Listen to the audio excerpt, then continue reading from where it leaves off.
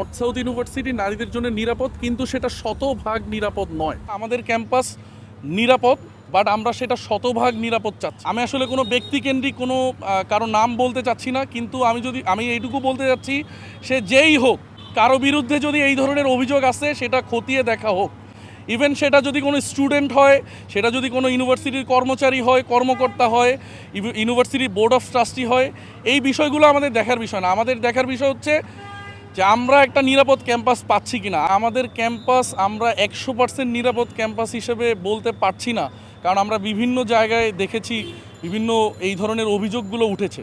তো এই অভিযোগগুলোর কি আসলে সত্যতা আছে নাকি নেই, সেটা নিয়েই আমরা আসলে এখন কথা বলছি। আমাদের ক্যাম্পাস নিরাপদ, বাট আমরা সেটা শতভাগ নিরাপদ চাচ্ছি। আমরা চাই যে আমাদের এই নর্থ সাউথের এই জিনিসগুলো দেখে যাতে অন্যান্য বিশ্ববিদ্যালয়ও যাতে তাদের এই বিষয়গুলোর প্রতি নজরে আনে।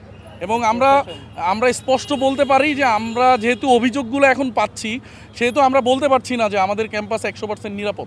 আমি আসলে কোনো ব্যক্তিকেন্দ্রিক কোনো কারো নাম বলতে চাচ্ছি না, কিন্তু আমি এইটুকু বলতে চাচ্ছি, সে যেই হোক, কারো বিরুদ্ধে যদি এই ধরনের অভিযোগ আসে সেটা খতিয়ে দেখা হোক।